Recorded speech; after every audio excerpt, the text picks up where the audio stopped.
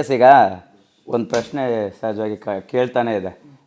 ಗಿಲ್ಲಿ ಅವರು ಬಡವನ, ಶ್ರೀಮಂತನ, ಬಡತನದಿಂದ ಬಂದವರ, ಕಲೆಗೆ ಬಡತನ ಶ್ರೀಮಂತಿಕೆ ಅನ್ನೋವಂಥದ್ದು ಇದೆಯಾ ಅಂತ ಇದನ್ನು ಪ್ರಶ್ನೆ ಮಾಡಿದ್ದೀನಿ.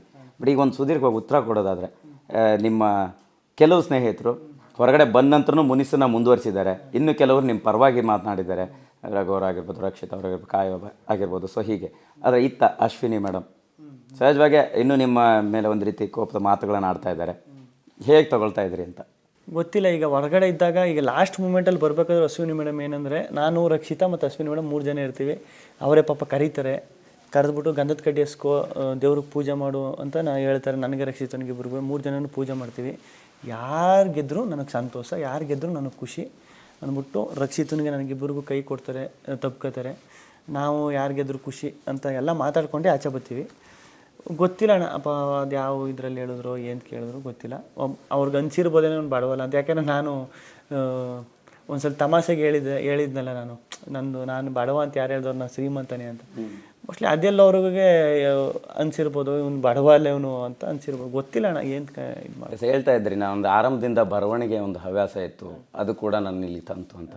ನಿಮ್ಮ ಬರವಣಿಗೆ ಈಗೀಗ ಪ್ರೇಮ ಕಾವ್ಯಗಳನ್ನು ಬರೆಯೋ ಹಂತಕ್ಕೂ ಕೂಡ ಬಂದು ನಿಂತಿದೆ.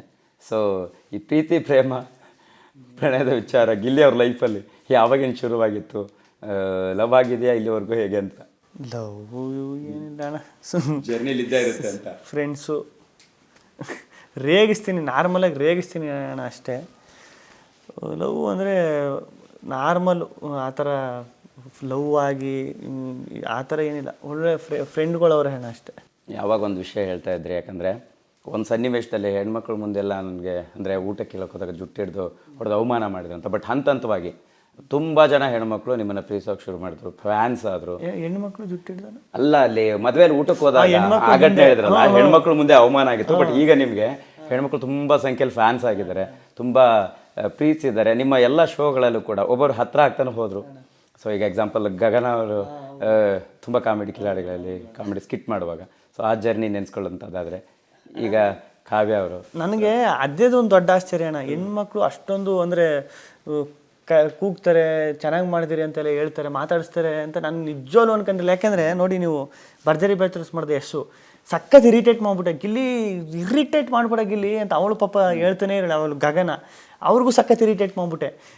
ಇಲ್ಲಿ ಕಾವ್ಯನಿಗೆ ಅವ್ರಿಗಿಂತ ಜಾಸ್ತಿ ನಮ್ಮ ಪಾಪ ಇರಿಟೇಟ್ ಮಾಡಿಬಿಟ್ಟೆ. ನನಗೆ ಎಲ್ಲೋ ಮನಸ್ಸಲ್ಲೋ ಅಂತ ಅನ್ನಿಸ್ತಾ ಇತ್ತು. ಇವನು ಹೆಣ್ಮಕ್ಳು ಅಂದ್ರೆ ಏನು ಅನ್ಕೊಬಿಟ್ರೆ ಎಷ್ಟೊಂದು ಇರಿಟೇಟ್ ಮಾಡ್ತಾನಂತ. ಹೊರಗಡೆ ನಾನು ಎಷ್ಟು ಬೈಕಂದಿರ್ಬೋದು, ಇಲ್ಲ ಎಷ್ಟು ಇದಾಗಿರ್ಬೋದು, ಅಂದರೆ ಅದು ನನಗೆ ಗೊತ್ತಿಲ್ಲ. ಅದು ಬಂದ್ಬಿಡೋದು ಸುಮ್ಮನೆ ರೇಗ್ಸೋದು, ಇರಿಟೇಟ್ ಮಾಡೋದು, ಹಂಗೆ ಅದು ಹೊರಗಡೆ ಬಂದಾಗ ಅದೆಲ್ಲ ಉಲ್ಟಾ. ಅದು ಹೆಂಗೆ, ಅದು ಏನು ಪವಾಡ ಅಂತಲೇ ಗೊತ್ತಿಲ್ಲ.